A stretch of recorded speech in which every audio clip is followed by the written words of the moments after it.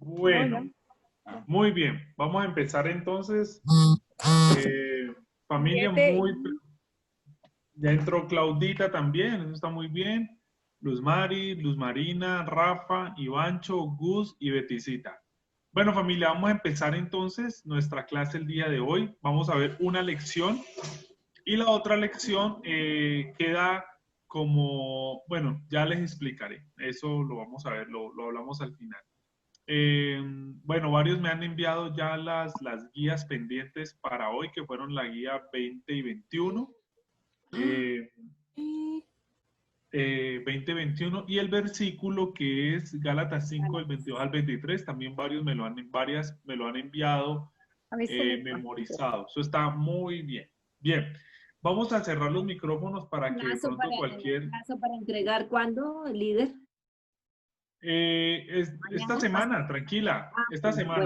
semana está Gracias, bien. líder. Gracias. Entonces, vamos a Vamos a continuar hoy con nuestra clase y vamos a orar entregándole este tiempo al Señor. Amado Dios, queremos darte gracias por este tiempo, por permitirnos estar reunidos y congregados en torno a ti y a tu palabra, para que nos ministres, nos enseñes y nos guíes conforme a ella y que asimismo entonces podamos descubrirte a ti cada vez más. Bendito Señor Jesús, hermano mayor nuestro, autor y consumador de nuestra fe, Hijo de Dios. Te damos gracias. Y por eso, bendito Dios, te pedimos que entonces nos enseñes, nos ministres y los que todavía por cualquier motivo no se han podido conectar, que lo puedan hacer de la manera más pronta. Delante de ti, amén y amén.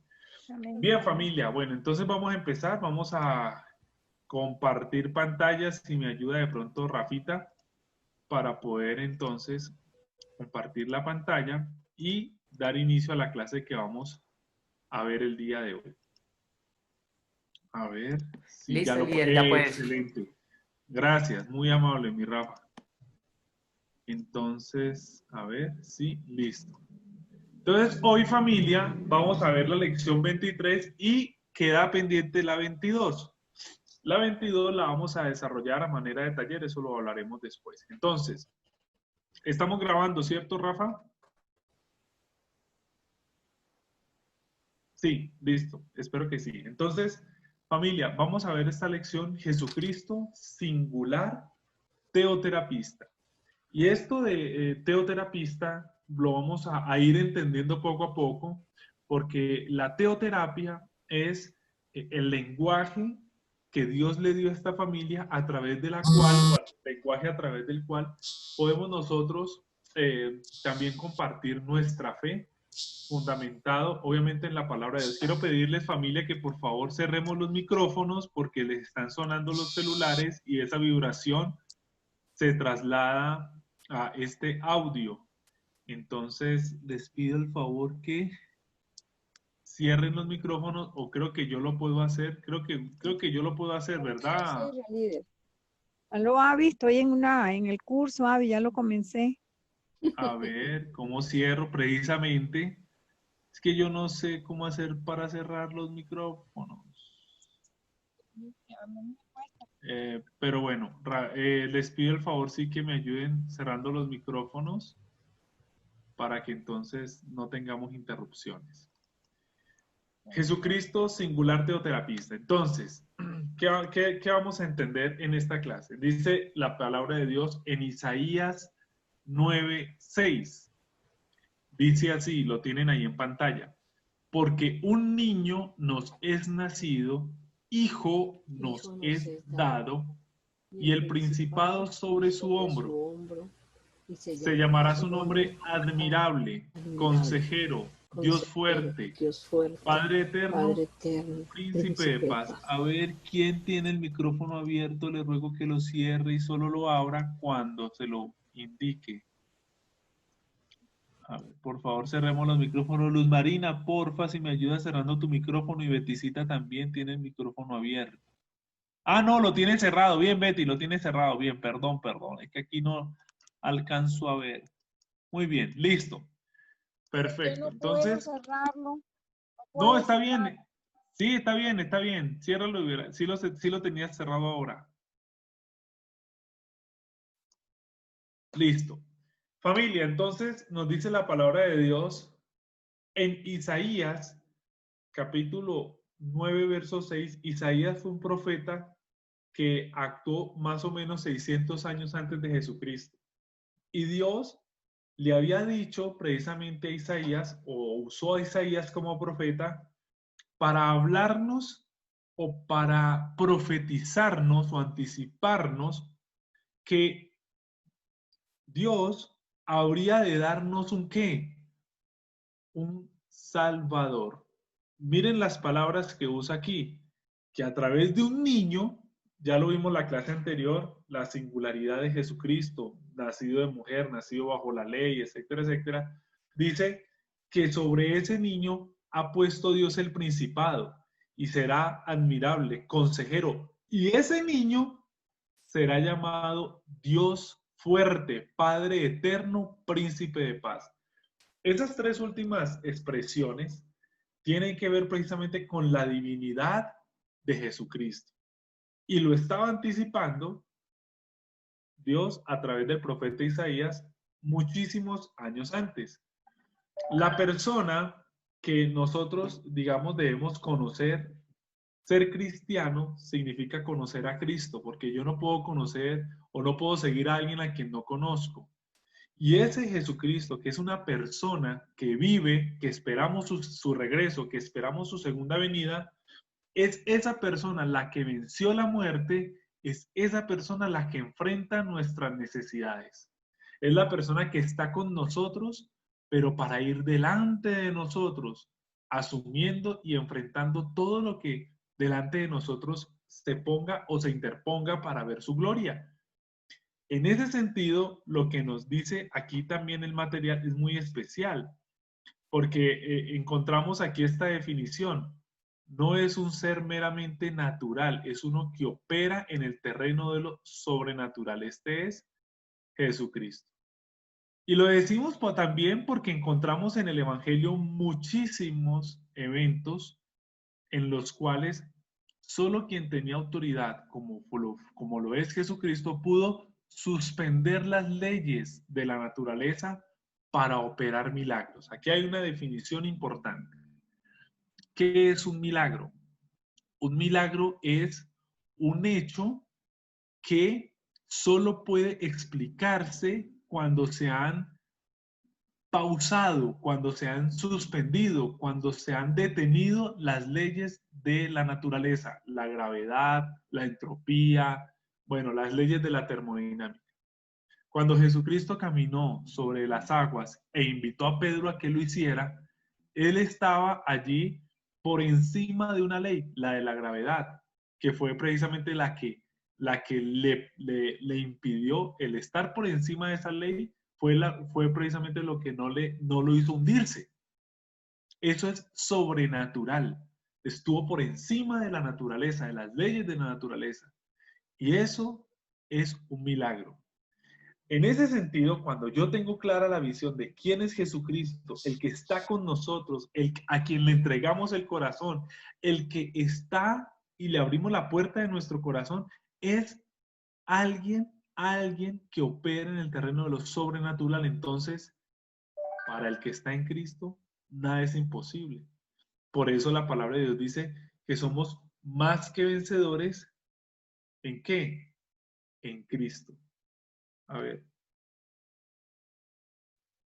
No, Gustavito, tú no tienes problema. Tú no eres que está perturbando nada. Imagen sí, sonido cero. Ah, ya. Ya, ya, ya, ya, ya. Aquí te estoy contestando. Bueno, la vamos a grabar. No sé qué será lo que te sucede, Gus. Pero bueno, continuamos. Entre más clara sea la visión y la revelación que tengamos de la persona de Jesucristo, más sencillo y más entendible a nuestra mente y fácil será entregarnos a su tratamiento. Tiene que ser un acto de confianza. Es como cuando tú vas al médico y el médico te inspira confianza. Cuando el médico te inspira confianza, Lo que él te diga ya tú no lo razonas, tú simplemente lo crees. Y el médico te inspira confianza porque seguramente has visto testimonios de sus resultados, porque lo poquito que de pronto empezando un tratamiento, lo poquito que ha hecho, has experimentado tú misma o tú mismo en tu propia vida resultados, ¿cierto? Has experimentado sanidad, has experimentado de parte, digamos, de un tratamiento clínico, un tratamiento médico. Entonces, cuando nosotros confiamos en Jesucristo, nos va a ser mucho más fácil obedecer sin prejuicios, obedecer sin dudas y creer sin temor. Sigamos.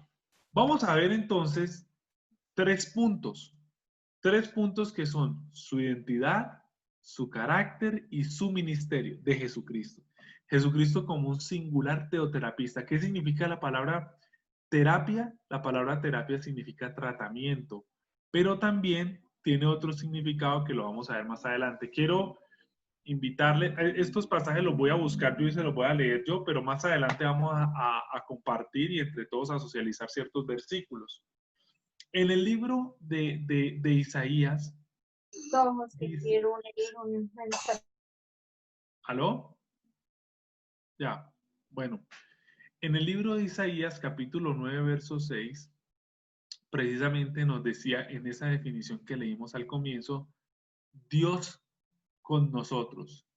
Ese Emanuel aún del que hizo referencia la semana pasada Gustavo, cuando preguntó ese Emanuel qué significaba, Dios con nosotros, ese es Jesucristo, Dios conmigo, Dios contigo. Entonces, primero, vamos a ver su identidad. ¿Cuál es la identidad de Jesucristo? Que es Dios. Jesucristo es Dios. Juan 1 dice, en el principio, lo leímos la semana pasada, en el principio era el verbo, y el verbo era con Dios, y el verbo era Dios. Y más adelante dice, y el verbo se hizo carne, y vimos su gloria, gloria como la del unigénito del Padre. Jesucristo es Dios, no lo podemos, digamos, dudar. Pero Jesucristo se despojó a sí mismo, se despojó de su condición divina para, como lo leímos en Filipenses, vivir la vida como nosotros. Se humilló solo el hecho de que Jesucristo, siendo Dios, se despojara de su divinidad para hacerse hombre, significó el hecho más grande de humildad. Se rebajó, se rebajó. Entonces, ¿se rebajó para qué? Se rebajó para darse a conocer. Se rebajó para darnos a conocer el amor del Padre. Se rebajó para llevarnos a nosotros de camino al Padre. La palabra de Dios dice, o Jesucristo dice, yo soy el camino, la verdad y la vida. Y nadie va al Padre sino por mí. ¿Y eso qué es lo que significa, familia? Lo que significa es que Jesucristo vino para hacer el camino y llevarnos al Padre. ¿Cuál es la diferencia entre este hecho y la religión? Que este hecho es, el primero que les estoy mencionando, es la relación que Jesucristo nos viene a enseñar para que estableciéramos con Dios a través de Él. Una relación de paternidad. Él es mi Padre, yo soy su Hijo, por medio de Jesucristo.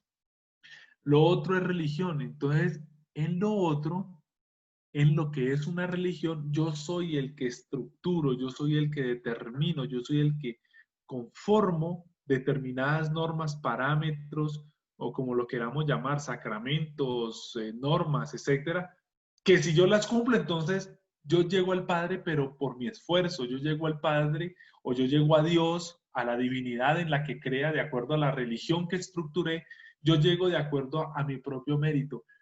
Pero eso no es lo que el Señor nos enseña. Él es Dios, se despojó a sí mismo para hacer el camino para conducirnos a Dios en condición de nuestro hermano mayor y en condición de hombre para mostrarnos el hombre y nosotros seres humanos, el ser humano y nosotros seres humanos, que también, que sí se puede. Pero aquí clave ¿qué es? Comprender que ese que trata nuestras vidas, hoy día Jesucristo está sentado a la diestra del Padre. Es Dios, está compartiendo la gloria, está siendo glorificado. Y eso nos lleva también a entender la identidad de Jesucristo. Él es Dios. Él es Dios. Él tiene poder y control absoluto sobre todas las cosas. Nos lo enseña Lamentaciones 3:37. No hay nada imposible para Jesucristo. Y de ahí los testimonios, de ahí los milagros. A veces esos milagros, cosas visibles, esos milagros, cosas, digamos, que todo el mundo observa, y a veces hay otros milagros, esos milagros íntimos, esos milagros privados, esos milagros de esas cosas que tú y yo sabemos que Dios ha hecho. De pronto nadie aplaude, pero sabemos que Dios está haciendo y ha hecho en nuestras vidas. Él es la personificación de la sabiduría, lo dice Números 23:19, y Él nos conoce totalmente. Aquí yo quiero sí ir a este pasaje, Salmo 139, del 1 al 6. Y dice de la siguiente manera. Dice de la siguiente manera el Salmo. A ver, aquí ¿qué pasó? Ya. Entonces dice así. Oh Jehová, tú me has examinado y conocido. Tú has conocido mi sentarme y mi levantarme. Has entendido desde lejos mis pensamientos. Has escudriñado mi andar y mi reposo. Y todos mis caminos te son conocidos. Pues no está aún la palabra en mi lengua. Y he aquí, oh Jehová, tú la sabes toda. Detrás y delante me rodeaste y pusiste sobre mí tu mano.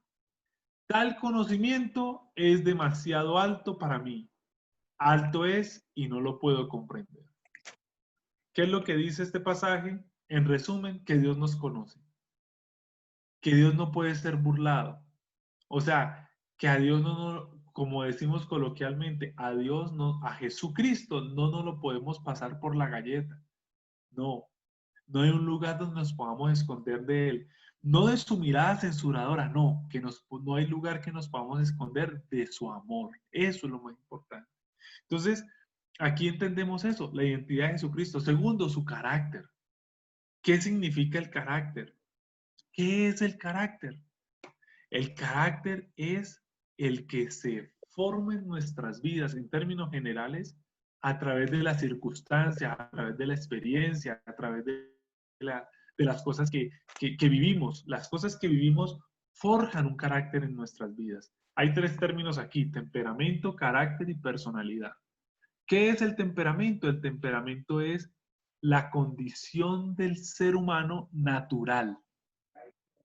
Entonces, hay estudios, otros estudios más modernos hablan de otras cosas, pero se fundamentan más o menos en lo mismo, que hablan, por ejemplo, de que hay 4 temperamentos básicos: flemático, sanguíneo, colérico y melancólico. Hoy en la psicología esos temperamentos, digamos, esos conceptos no es que estén devaluados, sino que se han perfeccionado y se ha ampliado más el abanico. Pero para objeto de esta clase vamos a entender que el temperamento es algo con lo que una persona nace. Ah, no, es que él es así. El temperamento, no, esa persona es así, él es tranquilo, o no, es mejor dicho, muy avispado, o esta persona es muy, digamos, impaciente. Bueno, el temperamento es una cosa y el carácter es lo que a través de las circunstancias se va forjando en nuestras vidas. El carácter se forja con las circunstancias. El temperamento es el que ya traemos innato. Y entonces, carácter más temperamento da a luz la personalidad. Una persona, la personalidad entonces es la que está conformada por el temperamento natural innato y por el carácter forjado, construido a través de los años, de la experiencia de la vida. ¿Qué es lo que nosotros tenemos que entender? Uno, que lo que Dios quiere es forjar el carácter de Cristo en nosotros. O sea, el ser cristiano no significa despersonalizarme, no. Significa que el carácter de Cristo se forje en nuestras vidas, cualquiera que sea nuestro temperamento. Nosotros encontramos en la palabra de Dios distintas personas a las cuales Dios usó en el Antiguo y en el Nuevo Testamento. Y fueron personas, unas de pronto muy emocionales, muy así sanguíneas, como lo eran Pedro. Y Pedro tuvo que ser pulido su carácter, porque su temperamento era muy ambivalente, muy ambiguo. Señor, yo te seguiré hasta la muerte. Y apenas vio a los soldados y se llevaron al Señor, salió pitado. Señor, eso nunca tal te acontezca. Y el Señor lo miró y le dijo, me vas a negar 3 veces antes del amanecer que cante el gallo. No, eso nunca va a suceder. Y tal. Ese era Pedro. Pero luego, cuando el Espíritu Santo lo llenó y empezó también el Espíritu Santo a forjar su carácter, Pedro, lleno del Espíritu Santo, ya no le importó y ya se presentó delante de los sacerdotes del Sanedrín y les dijo, ustedes mataron a Cristo, imagínense. Ese Pedro miedoso, ese Pedro ambivalente, ese Pedro que a veces quería y luego no quería, terminó siendo ese Pedro, ¿cierto? Que enfrentó, que se convirtió en una de las columnas de la iglesia primitiva. ¿El carácter qué es? Entonces, nosotros estamos llamados a que el carácter de Cristo se forme en nuestra vida. ¿Qué es lo que nos dice Gálatas 5 del 22 al 23? Ustedes se lo memorizaron, ¿cierto? Ese es Más el el pasaje que... fruto del Espíritu Santo, Mas el fruto del Espíritu Santo es amor, gozo, amor, paz. gozo, paz, paciencia, Paciencia, benignidad, bondad, fe, fe, mansedumbre, mansedumbre y templanza. templanza, contra Contra tales cosas tales no hay cosas ley. no hay ley. Bueno, pero cierren los micrófonos, por favor. Entonces, porque Yo no entonces todos puedo, vamos no, yo tranquila. no, yo no puedo Bueno, cerrarlo. Ciérrelo usted, líder, no puede hacerme el favor. no sé hacerlo, pero no importa, sigamos. O sea, Líder, aquí se puede, pero yo no lo sé hacer. una pregunta con respecto a esa cita bíblica. ¿Qué quiere decir que contra tales cosas no hay ley? Mira, lo que significa que contra tales cosas no hay ley, quiere decir que ante el fruto del Espíritu, o sea, quiere decir que el fruto del Espíritu Santo no está sometido ante nada. Nada somete al Espíritu Santo para que nosotros no podamos experimentar su fruto en nuestras vidas. O sea, no hay límite. El Espíritu Santo no tiene ninguna camisa de fuerza para que su fruto, cuando llena nuestras vidas, se desarrolle en nuestras vidas. Contra tales cosas no hay ley, significa precisamente eso. Mira. Nada lo para. Gracias, líder. Exactamente. A ver, líder, que estaba preguntando, me está aquí hablando. Ah, ya, listo. Entonces, miremos un momentito lo que dice aquí Lucas 4 del 14 al 15. Este pasaje es clave para que entendamos algo muy importante. Lucas 4 del 14 al 15. A ver si me ayuda a leerlo. Ya lo tengo, líder. ¿Quién? Yo lo tengo, Betty. A ver, Beticita, léalo pues. Y Jesús volvió en el poder del Espíritu a Galilea, y se difundió su fama por toda la tierra de alrededor, y enseñaba en las sinagogas de ellos, y era glorificado por todos. Muy bien. Dice que Jesús volvió en el poder del Espíritu Santo. Aquí es importante que nosotros comprendamos algo.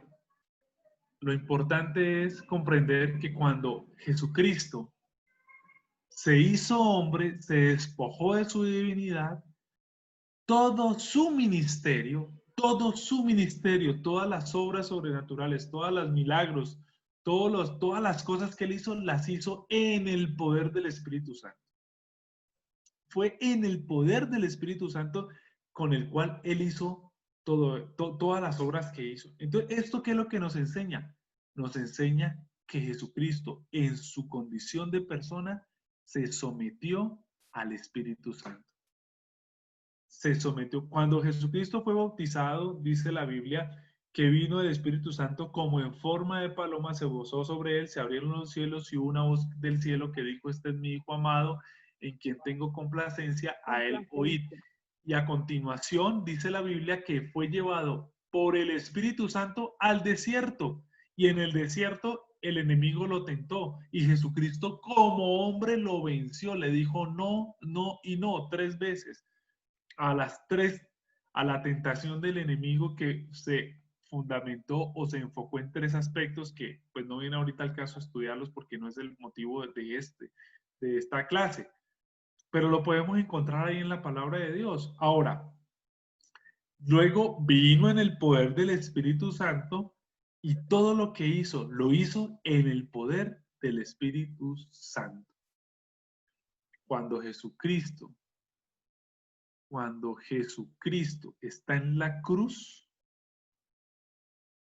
y dijo, consumado es, y entregó el Espíritu, hasta ahí el Espíritu Santo estuvo con él.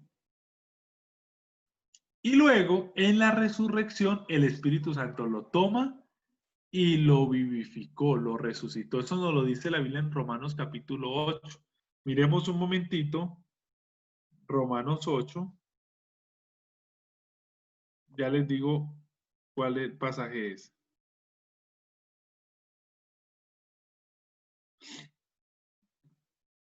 Romanos 8:11. Miren lo que dice. Dice, pero si Cristo está en verso 10, pero si Cristo está en vosotros, el cuerpo en verdad está muerto a causa del pecado, mas el espíritu vive a causa de la justicia. Esa palabra espíritu es una E minúscula, habla del espíritu nuestro. El espíritu del hombre dice, vive a causa de la justicia. Y luego dice el verso 11. Y si el espíritu, Y si el espíritu con E mayúscula, y si el espíritu de aquel que levantó de los muertos a Jesús mora en vosotros, el que levantó de los muertos a Cristo, ¿a quién hace referencia? Al Espíritu Santo, el que levantó de los muertos a Cristo, ¿quién? El Espíritu Santo, vivificará también vuestros cuerpos mortales por su Espíritu que mora en vosotros. ¿Listo? Entonces, ¿qué es importante que entendamos aquí? Que el carácter de nuestro Señor estuvo forjado por el Espíritu Santo. Inclusive la palabra de Dios dice que Jesucristo aprendió la obediencia por lo que padeció. Y le tocó precisamente aprender ¿a qué? Aprender a obedecer. A Jesucristo le tocó aprender a obedecer porque en su condición humana tuvo que someterse al Espíritu Santo para que lo guiara. Eso hace parte del carácter. Y algo de lo que es muy difícil para un hijo de Dios, pero que forma el carácter es obedecer. Obedecer es muy complejo para aquella persona que le cuesta someterse a la autoridad, en nuestro caso, a la autoridad de Dios por medio del Espíritu Santo. ¿Listo? Entonces, Jesucristo fue un hombre sensible en su carácter a las dificultades y a las vicisitudes humanas. Yo quiero invitar aquí, entonces, para que Luz Marina me ayude con Mateo 8, del 1 al 4. Vamos a leer brevemente unos pasajes. Claudita, ayúdeme con Mateo 6, del 25 al 33. Vamos a leer esos 2 pasajes. Y los otros los vamos a mencionar. ¿Ya los tienen? ¿Me escuchan? ¿Me escuchan? Sí. Y ya lo estoy buscando. Bueno, muy bien. Mateo Mateo 8. 8, del 1 al 4. Cuando descendió Jesús del monte, le seguía mucha gente. Y aquí vino un leproso y se postró ante él, diciendo, Señor, si quieres puedes limpiarme. Jesús se limpió y al instante su lepra desapareció. Entonces Jesús le dijo, mira, no lo digas a nadie, sino ve, muéstrate al sacerdote y presenta la ofrenda que ordenó Moisés para testimonio a ellos. Bueno, ¿qué significaba un leproso? Un leproso era una enfermedad haga de cuenta, usted hoy tiene, o usted no, una persona que tiene SIDA, una persona que tiene coronavirus, nadie se le acerca. Nadie se le acerca, Ajá. ¿cierto? Eso era un leproso. A un leproso nadie se le acercaba. Era un paria, era una persona totalmente estigmatizada por una enfermedad física. Pero ¿qué hizo Jesús? Se acercó y lo sanó. Conocía esa condición, conocía cómo se sentía, conocía cómo estaba, qué cosas vivía, qué cosas no solamente padecía físicamente, sino qué circunstancias padecía emocionalmente. Aquí vamos a ver otras necesidades, necesidades psicológicas que el Señor conoció, necesidad de sanidad interior y ataduras, necesidad de liberación, necesidad de restauración. Claudita tiene Mateo 6 del 25 al Sí. 33. Es un poquito largo el pasaje. Vamos a leerlo, Claudita. Bueno, con mucho gusto, mira. Sobre el afán y la ansiedad, dice, por tanto os digo, no os afanéis por vuestra vida, que habéis de comer o que habéis de beber, ni por vuestro cuerpo, que habéis de vestir. ¿No es la vida más que el alimento, del cuerpo más que el vestido? Mira las aves del cielo que no siembran, ni ciegan, ni recogen en graneros, y vuestro Padre Celestial las alimenta. ¿No valéis vosotros mucho más que ellas? ¿Y quién de vosotros podrá, por mucho que se afane, añadir a su estatura un codo? Y por el vestido, ¿por qué os afanáis? Considerad los lirios del campo, cómo crecen, no trabajan ni hilan, pero os digo que ni aun Salomón con toda su gloria se vistió así como uno de ellos. Y si la hierba del campo que hoy es y mañana se echa en el horno, Dios la viste así, ¿no hará mucho más a vosotros, hombres de poca fe? No os afanéis pues diciendo, ¿qué comeremos o qué beberemos o qué vestiremos? Porque los gentiles buscan todas estas cosas, pero vuestro Padre Celestial sabe que tenéis necesidad de todas estas cosas. Mas buscad primeramente el reino de Dios y su justicia, y todas estas cosas os serán añadidas. Mira qué interesante. Muchas gracias, Claudita. Con La mucho gusto. necesidad emocional, la ansiedad, la preocupación, todas esas cosas que afectan nuestra alma, nuestra psiquis, que afectan nuestras emociones. ¿Qué es lo que está diciendo el Señor? Tranquilo, dando palabras de qué, de ánimo, de esperanza. Y dice algo súper, digamos, muy especial. Dice el verso 32, pero vuestro Padre sabe, vuestro Padre celestial sabe que tenéis necesidad de todas estas cosas. O sea, tranquilo. No es un tema físico, es un tema emocional. La tranquilidad, la paz interior, ser libres de la ansiedad, tener sosiego y descanso en nuestro corazón. Eso es emocional. Y el Señor, conociendo las necesidades, dice, usted tiene un papá que se ocupa de esas cosas. No que se preocupa, no, se ocupa. Está atento a cada cosa que necesitamos. Ah, que en el momento las circunstancias son adversas, difíciles o complejas por cualquier motivo, sí, pero tenemos un papá que está atento a lo que a nosotros nos hace falta. Luego nos habla allí de que su carácter era un carácter que tenía aún un reconocimiento por la necesidad interior y de ataduras. Juan 4, del 4 al 26 nos habla del encuentro que Jesús tuvo con la mujer samaritana.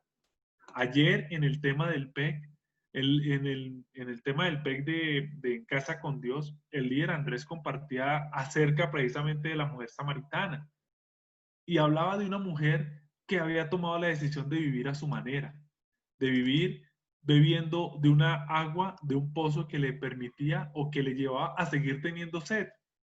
Y no experimentaba esta mujer sanidad en su interior y aún ataduras. Ataduras de cualquiera índole. Y Jesús no la censuró. Jesús la confrontó, que es diferente.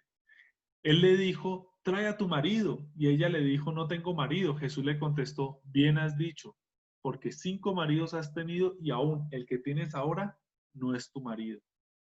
Ella se sintió impactada, pero también se sintió liberada, porque había sido descubierta, pero sin ser juzgada.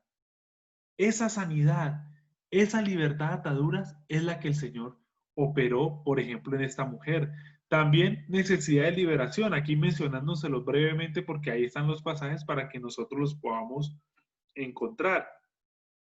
La necesidad de liberación. Ahorita vamos a ver, vamos a entender algo acerca de lo que es la liberación, parte del ministerio. Ya vimos este primer punto de Jesús, que era su identidad, luego su carácter. Estamos viendo su carácter, luego vamos a ver su ministerio.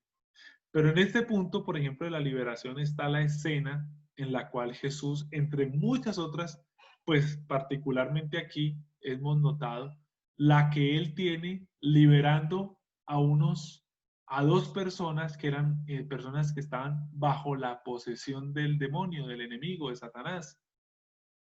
Y esas personas fueron liberadas. Fueron liberadas solo con la palabra de Jesús.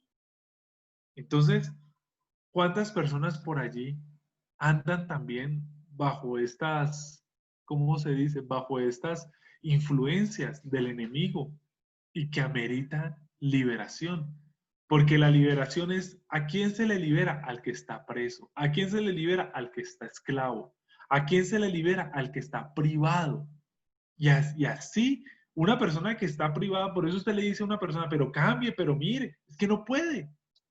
No puede porque está presa. Ni esa persona entiende cómo un preso se libera a sí mismo. No puede. Tiene que ser alguien que lo libera. Alguien libre libera al preso. Y eso es lo que hace Jesús. Necesidad de restauración. Aquí nos encontramos también con este pasaje de Juan capítulo 8, donde el Señor nos habla, ¿cierto? De cómo Él va llevando a la restauración a la mujer que fue sorprendida en el acto del adulterio. Una mujer que la querían apedrear, pero que Jesucristo le dijo, ni yo te condeno, vete y no peques más, borrón y cuenta nueva. Eso es lo que hace Jesucristo. Por eso estamos estudiando su singularidad y estamos viendo aquí su carácter. Ahora vamos a ver, como les anticipé, su ministerio. El ministerio de Jesús. ¿Qué significa ministerio? Ministerio significa servicio. La palabra ministerio tiene que ver con el servicio. Y el ministerio, o sea, el servicio de nuestro Señor, se fundamentó en 4 cosas. Predicar, enseñar, sanar y liberar. Hizo estas 4 cosas. En todas estas 4 cosas hay una que las engloba, el discipulado. O sea, todo esto, ¿para qué? Para lograr y hacer discípulos. Les predicó, les enseñó, les liberó, les sanó. ¿Para qué? Para que fuesen sus discípulos. ¿Qué es un discípulo? Un discípulo es aquel que aprende disciplinas, que aprende a vivir conforme a un modelo. Antes de que sigamos, quiero pedirle entonces brevemente ahí a Iván que nos lea, que tenga ahí Juan 1.14. Ivancho ahí que tenga ahí preparado Juan 1.14 para cuando le diga. Entonces, primer punto de su ministerio, de su servicio, la predicación. ¿Qué predicó Jesús? Él fue el profeta más grande de todos los profetas. Y llevó a cabo como profeta 2 cosas fundamentales. Predicar y prever. Predecir. O sea, decir antes de que las cosas se den, las cosas que habrían de darse. Entonces, él predicó, claro que predicó. ¿Predicó qué? ¿En qué fundamentó la predicación nuestro Señor? Él predicó su vida. Y predicó su vida con sus hechos, y sus hechos predicaban su vida. O sea, la predicación de Jesús fue coherente. Decía lo que predicaba, hacía, ¿cierto? O sea, como dice el dicho, predica pero no aplica. No, Jesús sí. Jesús predicaba y aplicaba. Y a veces no predicaba con palabras, predicaba con sus hechos. En Mateo 5, 6 y 7, nosotros vemos cómo el Señor les predicaba. ¿Y qué predicó? Su vida. Mateo 5, 6 y 7 son 3 capítulos que yo siempre los voy a recomendar. Les recomiendo que lean esos pasajes, capítulo 5, 6 y 7 de Mateo, porque Jesús predica su vida, lo que Él es. Él no predicó cosas que no viviera, Él predicó las cosas que vivía o que habría de vivir. Y en esos 3 capítulos responde Jesús a 3 cosas. ser, hacer y tener. Ahí le queda, ahí te queda como dicen, ahí te queda rebotando para que lo descubras. En estos 3 capítulos, el Señor enseña el orden, ser, hacer y tener.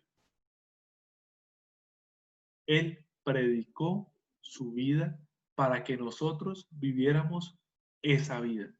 Nos mostró el camino, nos dijo cómo, cuándo, dónde, qué somos, qué debemos hacer y qué tendríamos. Pero también el Señor predijo hechos futuros.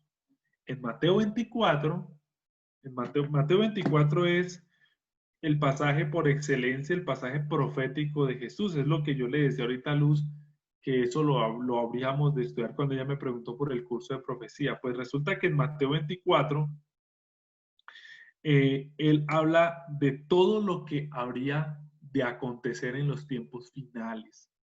Pero esto también tenemos que enmarcarlo dentro de un contexto profético.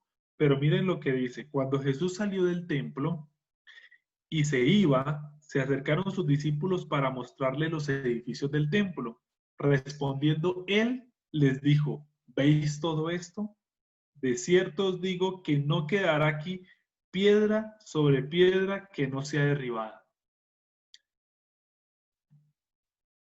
Eso era impensado,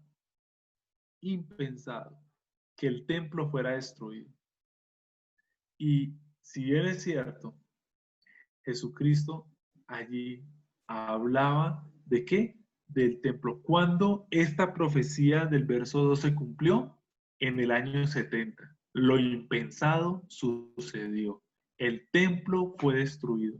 Y lo que hoy tú y yo vemos cuando miramos la panorámica de Jerusalén y vemos una cúpula dorada, ¿sí se acuerdan? Si hemos visto una cúpula en las imágenes, ¿cierto? Los que hemos ido a Jerusalén vemos una cúpula dorada. Eso no es cristiano, ni judío, ni nada, eso es musulmán. Esa cúpula dorada es una mezquita árabe.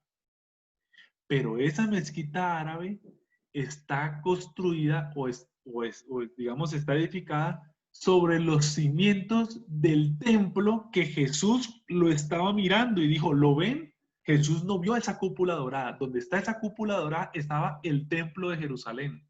Ahí estaba el templo, el que construyó Salomón y el que engrandeció Herodes. Herodes le dio una dimensión más grande, hizo una reforma arquitectónica que ese templo lo hizo más gigante. ¿Me hago entender?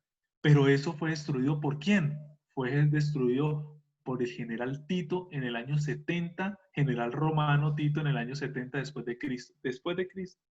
O sea, unos 40, más o menos 40 años después de que Jesús les dijo, ven el templo, este templo va a ser destruido. Y todos dijeron, ¿a qué hora? Esto es imposible, esto no va a suceder jamás. Es el templo.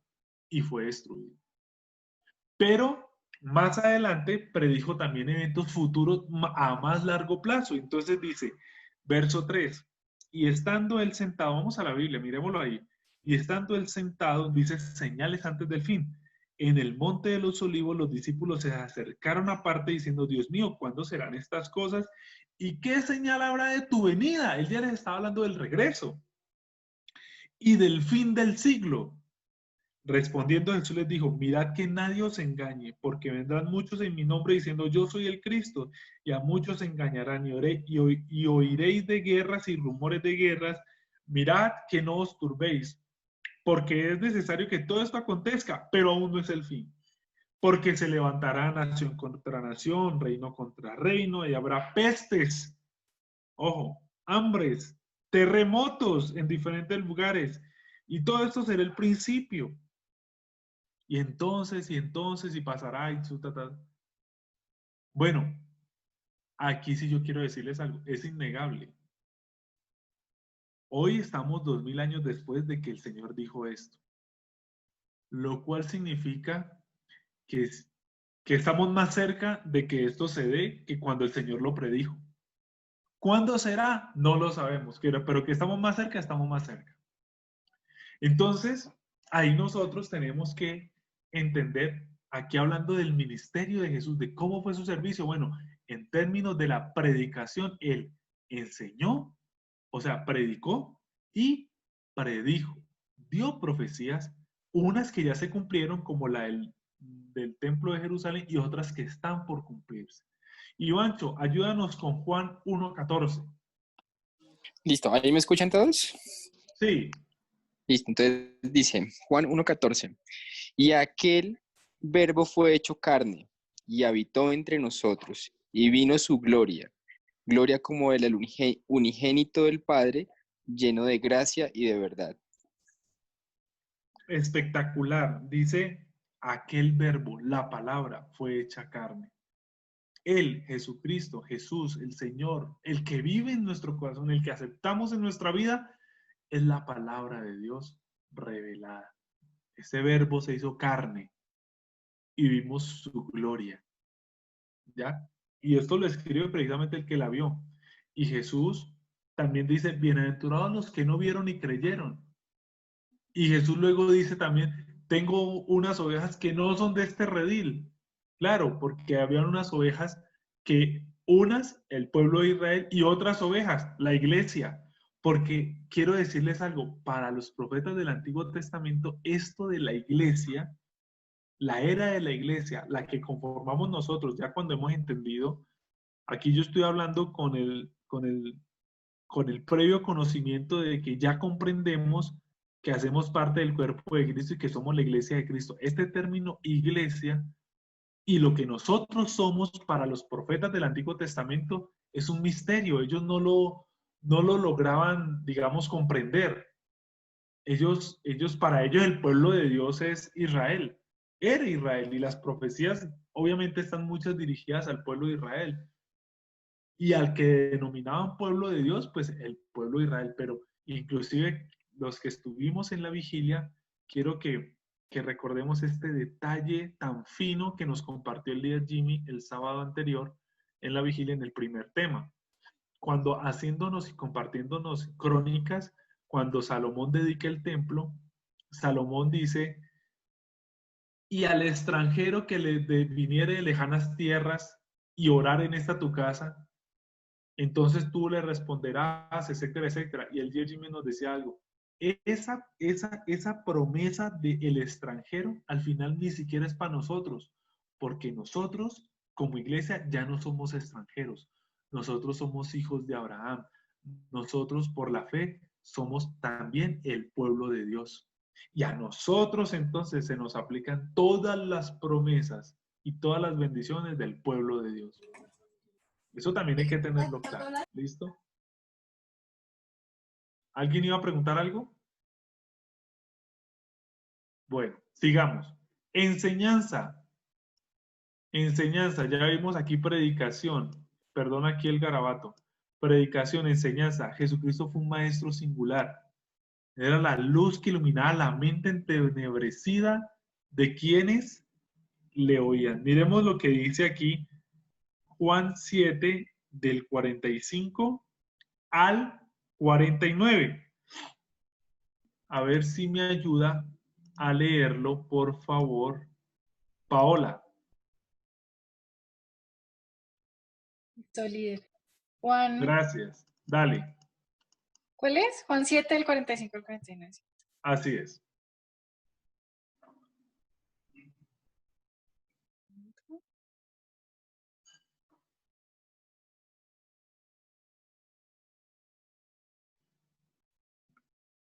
Dice, los alguaciles vinieron a los principales sacerdotes y a los fariseos, y estos les dijeron, ¿por qué no le habéis traído? Los alguaciles respondieron, jamás hombre alguno ha hablado como este hombre.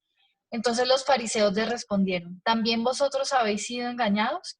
¿Acaso ha creído en él alguno de los gobernantes o de los fariseos? Mas esta gente que no sabe la ley, maldita es.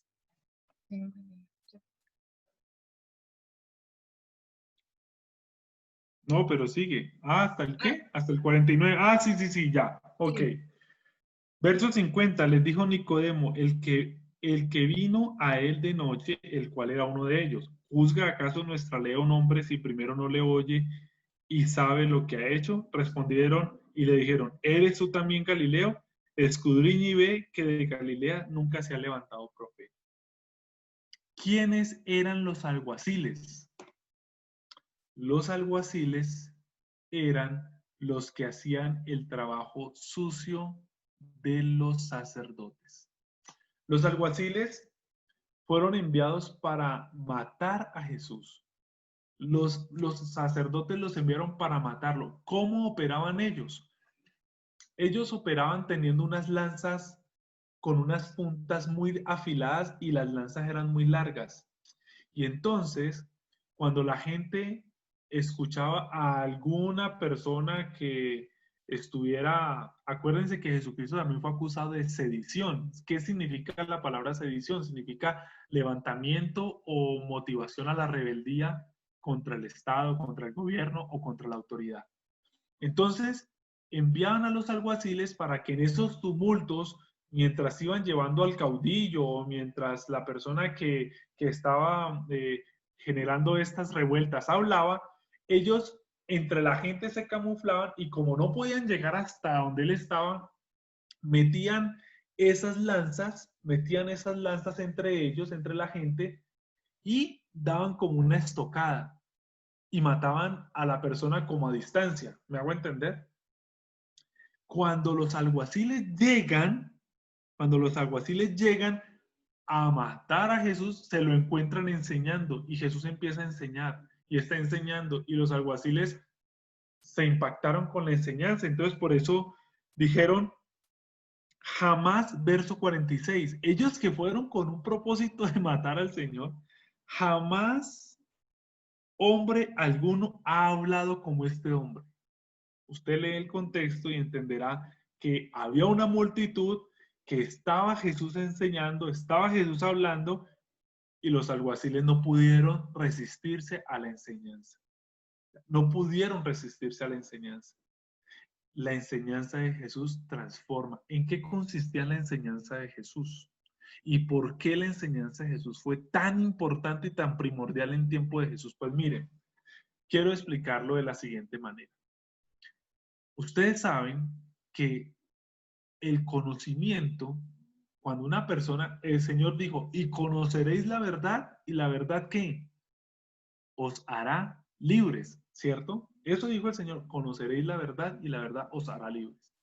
Entonces, la enseñanza en tiempos de Jesús estaba suscrita, estaba solamente en poder de los fariseos. Los fariseos dentro de la estructura del Sanedrín, dentro de la estructura de los sacerdotes y el fariseísmo, eran los que enseñaban, ¿ya? Entonces, cuando aparece Jesús enseñando también, los fariseos se sienten cuestionados, no por la enseñanza, sino por la persona de Jesús, porque Jesús le decía a la gente, miren, hagan lo que dicen los fariseos, pero no hagan lo que hacen los fariseos, porque los fariseos no eran coherentes, decían una cosa, pero no la vivían. Y Jesús, ¿cómo los llamó? Sepulcros blanqueados. ¿Qué es un sepulcro? Es una tumba, tiene huesos, tiene muerte adentro, pero cuando dice blanqueados es maquillados de belleza, pero lo que tienen adentro es muerte. ¿Qué era lo que pasaba? Que la gente, en todo, digamos, la historia de la humanidad, mientras usted tenga a la gente ignorante, la tiene esclava. La libertad está en el conocimiento y en el conocimiento de la verdad. Entonces, ahí, por ejemplo, en Mateo 5, 6 y 7, el Señor les predicaba enseñando y les decía, oísteis que fue dicho. Ese oísteis que fue dicho, ¿qué era? La enseñanza, digamos, formal, la enseñanza de la sinagoga, la enseñanza de los rabinos, la enseñanza de, digamos, la enseñanza ordinaria. No ordinaria, no me refiero ordinaria en el sentido peyorativo, sino la enseñanza ortodoxa, la oficial, por decirlo así. Entonces Jesús les decía, oísteis que fue dicho, no matarás. Mas yo os digo, entonces el Señor daba otra enseñanza, profundizaba la enseñanza de la ley. Mas yo os digo, cualquiera que se enoje y que llame fatuo a su hermano, ya pecó contra él en su corazón. No tiene uno, enseña entonces el Señor, que uno no tiene que matar físicamente a alguien para matarlo en su corazón. Yo sé que tú y yo en algún momento hemos tenido tal diferencias con alguien, con un familiar, con un vecino, con un amigo, que voy a expresarlo así, lo matamos de tal manera en nuestro corazón que simplemente hacemos como que no existe. Y no lo matamos físicamente, porque no, ¿cómo vamos a hacer una cosa así? Y obvio, pues no se trata de eso. Pero no significa que no lo hayamos matado en el corazón. Yo de esa persona no quiero saber nada, ni me hable de esa, o sea, no existe para mí. Ya lo maté en mi corazón. Y allí es donde el Señor apunta, allí es donde el Señor va. No tienes que acabar con su cuerpo, con que ya en tu corazón hayas tenido esa actitud, pues ya lo mataste. Esas eran las enseñanzas de Jesús. Eran enseñanzas profundas. Por eso miren que los alguaciles, como leyeron ahorita, dijeron, nadie ha hablado así. Porque los fariseos hablaban en las plazas de sus logros, pero Jesús no. Jesús era coherente y esa era su enseñanza. ¿Estamos de acuerdo? Sigamos. Sanidad. La sanidad de Jesús. La palabra sanar viene del griego terapia y la palabra terapia significa servir, atender, cuidar a una persona hasta lograr restablecerla. Por eso, la teoterapia es un tratamiento integral que involucra espíritu, alma y cuerpo. Más allá, más adelante, en otras lecciones más adelante, por ahí como en la 40, estaremos hablando acerca de la teoterapia. Pero arranquemos por aquí, la sanidad. No solamente es la física, porque no solamente nuestras dolencias son físicas, también son emocionales, pero también son espirituales.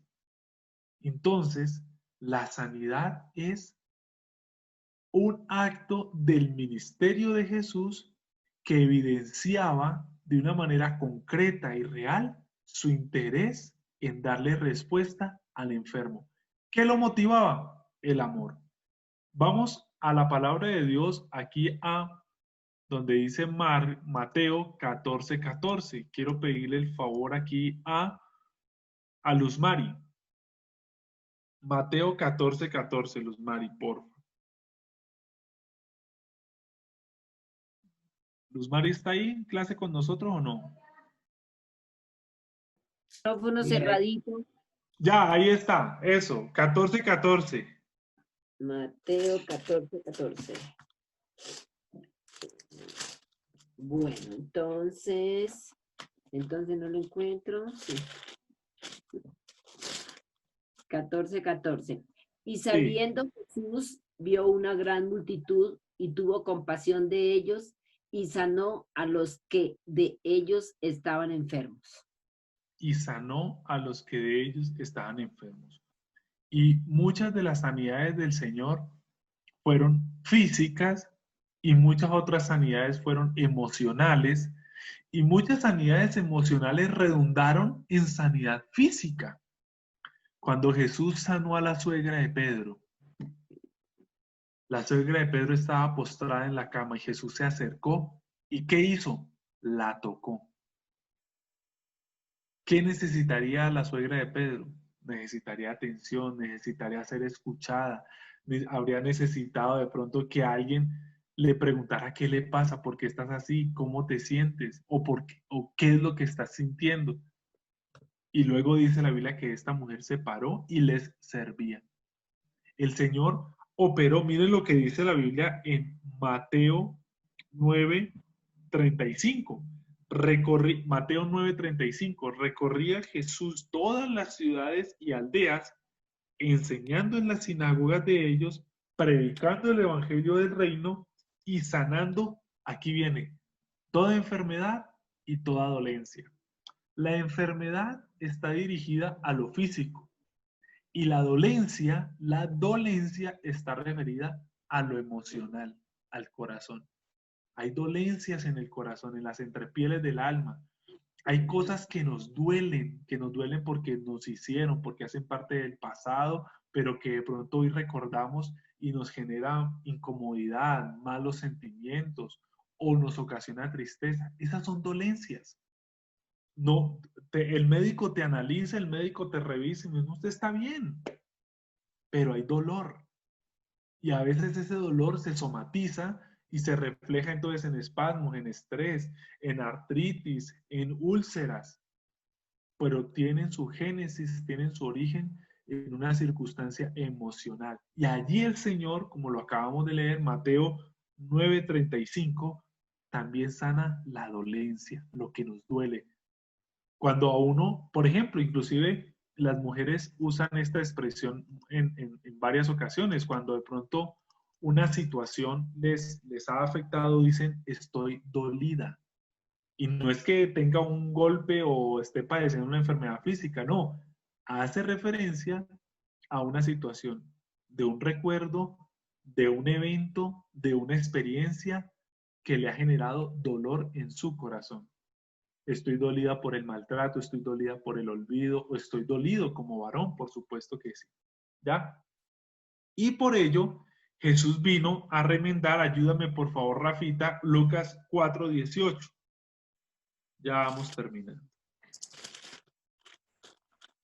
Lucas 4:18, ¿cierto? Sí.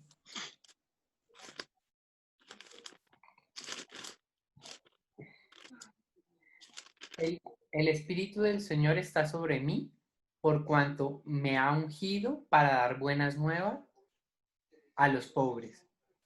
Me ha enviado a sanar a los quebrantados de corazón, a pregonar libertad a los cautivos y vista a los ciegos, a poner en libertad a los oprimidos.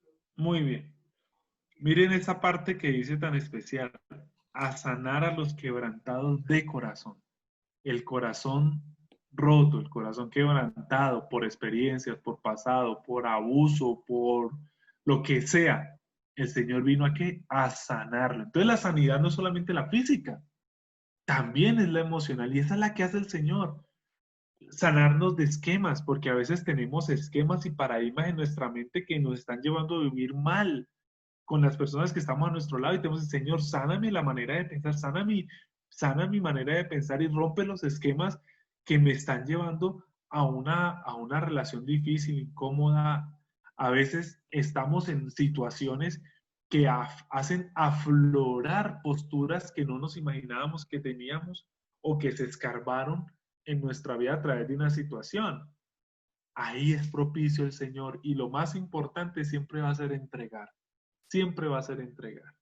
¿Ya? Siempre, cuando nosotros estamos lastimados, cuando una persona está lastimada, por ejemplo, se fracturó un brazo, como le pasó a mi hija el año pasado, se fracturó el bracito. Cuando fuimos al médico, el médico es el que la tenía que, el único que la podía sanar era el traumatólogo, pero lo único que impedía que el traumatólogo la sanara era que ella se dispusiera y le entregara el brazo.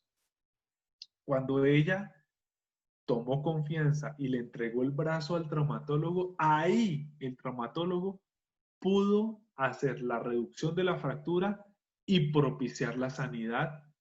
Y evidentemente los que han tenido alguna fractura en sus huesos van a confirmar lo que estoy diciendo. Cuando alguien se parte un hueso, duele mucho, pero el dolor se quita cuando la fractura se reduce. Reducir la fractura significa volver a poner las cosas en su lugar.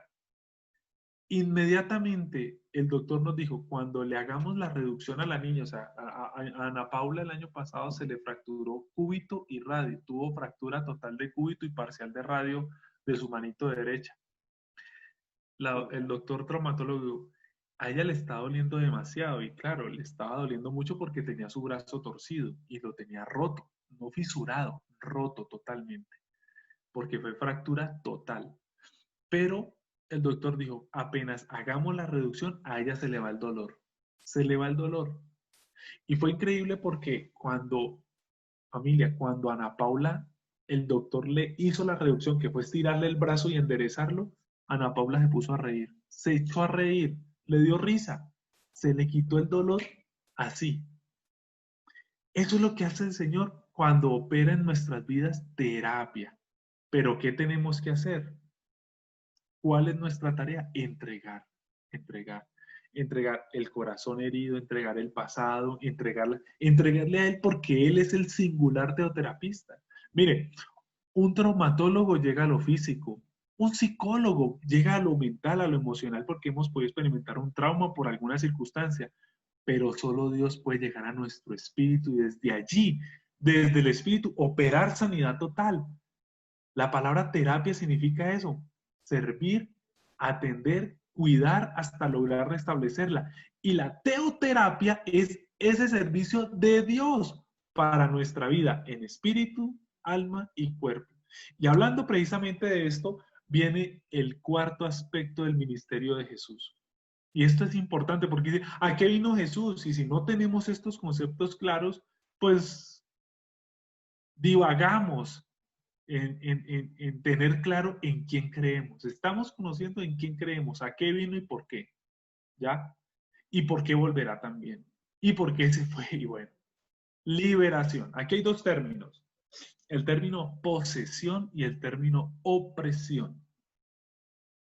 La liberación está referida estrictamente a las circunstancias que en nuestro interior se han desarrollado por medio o por la acción de Satanás, del enemigo, y el enemigo del enemigo y o sus demonios.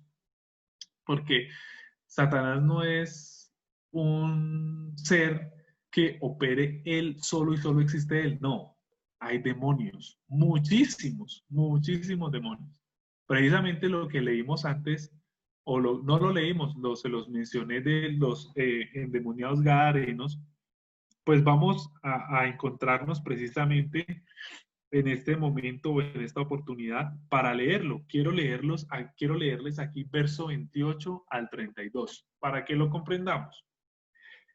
Dice la siguiente, bueno, o que lo lea alguien, a ver, mejor sí que lo lea alguien. Voy a pedirle el favor a Dieguito Sánchez. Dieguito, ¿entraste a tiempo? Sí, buenas noches, entré un poquito tarde porque estaba en una reunión de la empresa, pero aquí Fresco. firme. Dale. Mateo 8, 28 al 8, 32. 28 al 32. Dice, Sí. los endemoniados gadarenos. Así es. Cuando llegó a la otra orilla, a la tierra de los gadarenos, vinieron a su encuentro dos endemoniados que salían de los sepulcros, feroces en gran manera, tanto que nadie podía pasar por aquel camino. Y clamaron diciendo, ¿qué tienes con nosotros, Jesús, Hijo de Dios? ¿Has venido acá para atormentarnos antes de tiempo? Estaba paciendo lejos de ellos un hato de muchos cerdos, y los demonios le rogaron diciendo, si nos echas fuera, permítenos ir a aquel hato de cerdos. Él les dijo, id. Y ellos salieron y se fueron a aquel hato de cerdos, y he aquí, todo el hato de cerdos se precipitó en el mar por un despeñadero y perecieron en las aguas. Muy bien. Aquí hay una palabra clave. Una palabra clave. La palabra clave es la palabra hato. La palabra hato es, cuando habla de un hato, hace referencia a una porción o a una cantidad de animales. Y lo que los estudios hablan de este pasaje, que es que un hato en ese tiempo obedecía aproximadamente a 3.000 cerdos o 3.000 cabezas de determinado animal. Lo que nos está diciendo es que esos muchos demonios que clamaron, dice, cuando llegó, vinieron a su encuentro dos endemoniados, eran dos personas, dice que salían de los sepulcros, imagínense en la escena, feroces en gran manera, nadie podía pasar por ese camino, y clamaron diciendo, cuando lo vieron, ¿qué tienes con nosotros, Jesús, Hijo de Dios? ¿Has venido para atormentarnos antes de tiempo? Y estaba paciendo lejos de ellos un hato de cerdos. Y ellos le rogaron a Jesús, si nos echas, déjanos ir allá. Lo que esto nos está diciendo es que más o menos no pudieron haber sido ni 1, ni 2, ni 10 demonios que tomaran un hato de 3.000 cerdos y todos los 3.000 cerdos los condujeran al despeñadero. No, mínimo uno por cada animal. Entonces, estos dos personajes tenían dentro de sí, entre los dos, más o menos 3.000 demonios. Era terrible, era impresionante. Y de toda esta narración, Jesús solo pronuncia una palabra, la más chiquita de todas, id. Solo dice eso, id. Dio la orden y liberó a estos dos personajes. Y dice la Biblia allí, el verso 33. Y los que los apacentaban huyeron y vinieron a la ciudad y contaron las cosas que habían pasado con los endemoniados. Y toda la ciudad salió al encuentro de Jesús. Y cuando le vieron, le rogaron que se fuera. O sea, váyase de aquí. Al Señor lo echaron precisamente por hacer esa liberación. Pero aquí simplemente quiero hacer hincapié en eso, en lo que es la posesión.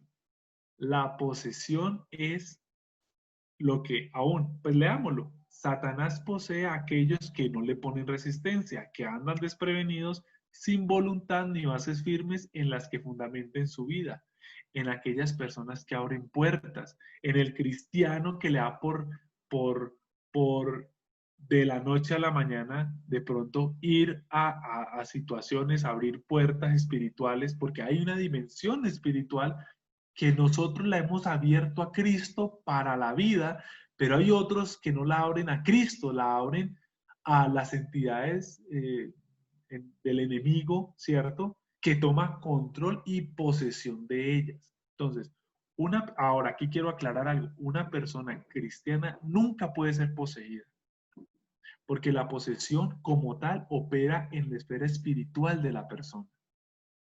Y como nosotros somos cristianos y hemos recibido a Cristo y a la presencia del Espíritu Santo, no nos puede tocar un demonio el área espiritual, porque ya le pertenece a Dios. Pero lo que lastimosamente un cristiano sí puede padecer no es de posesión, más sí de opresión. Y es cuando el enemigo trae confusión y angustia al cristiano. Ese sí es al cristiano. Y no opera en el espíritu, opera en el alma. Ojo con esto. Entonces, un cristiano nunca podrá ser poseído, nunca, porque su espíritu le pertenece a Dios.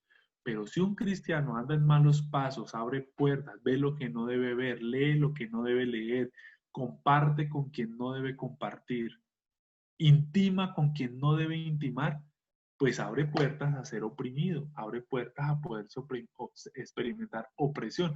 Un cristiano que va entonces a la tabla, que juega a la tabla Ouija, un cristiano que va a que le lean la mano, un cristiano que está abriendo puertas tontas y le pueden generar opresión.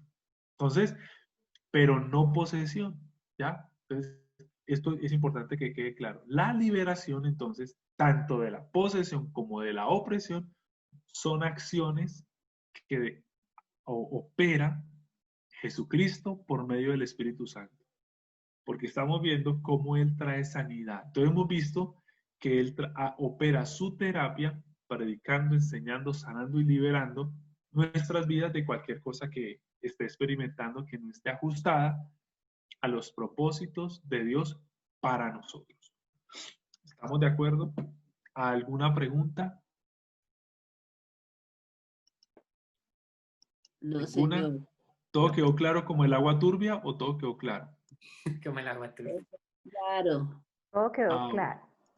Bueno, listo. Entonces, terminamos. Jesucristo es el terapista por excelencia, es el que trae y hace ese servicio y esa atención a nuestras vidas de manera integral por excelencia.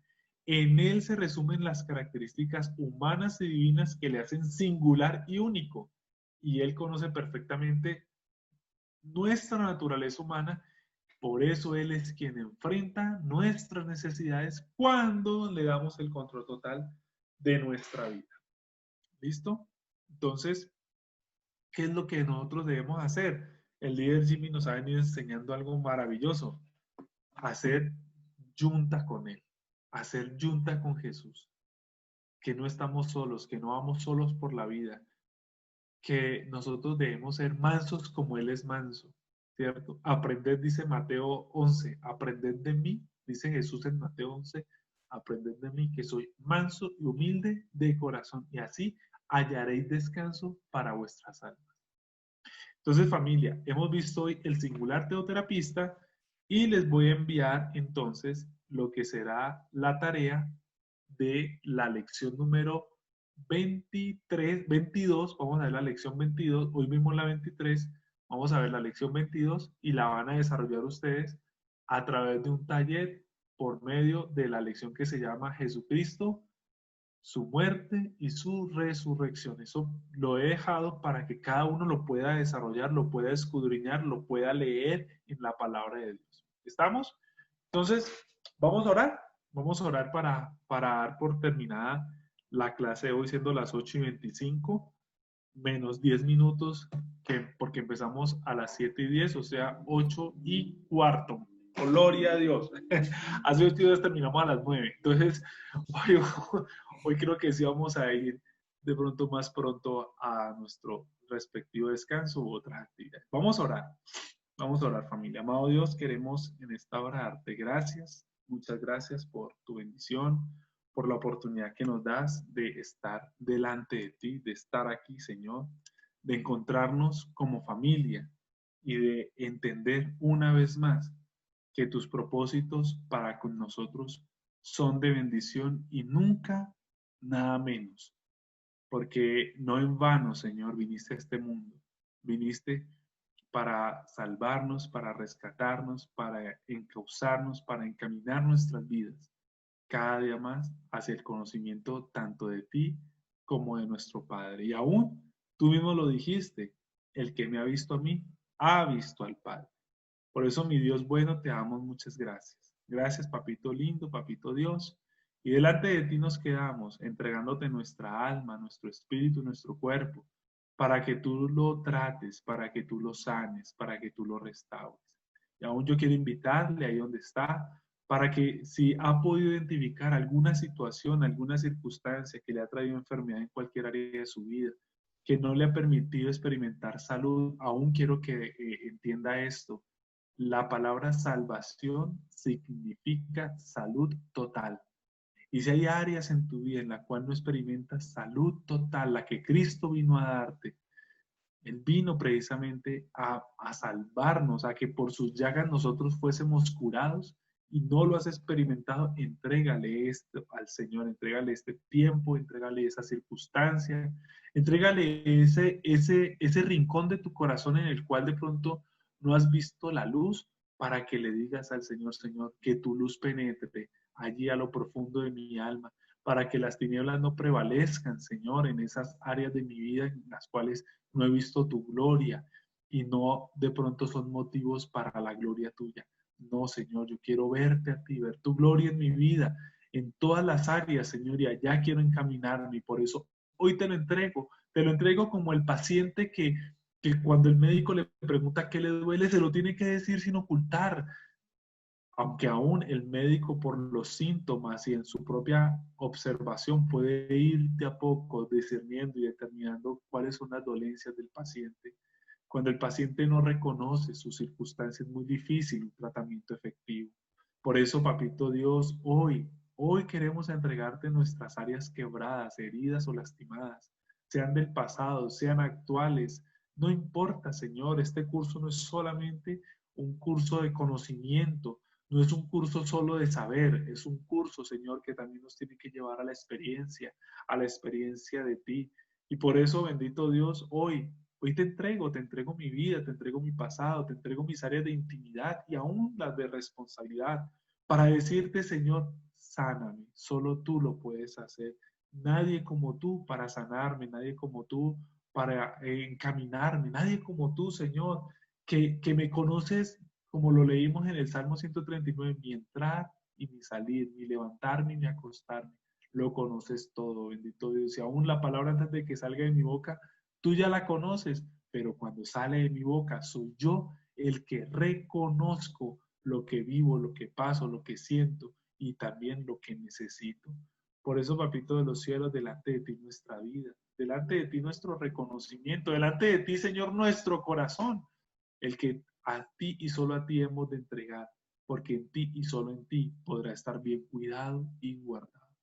Te damos gracias, papito lindo, en el dulce nombre de Jesús. Amén y amén. Bueno, familia, listo. Dios me los bendiga. Quedamos así.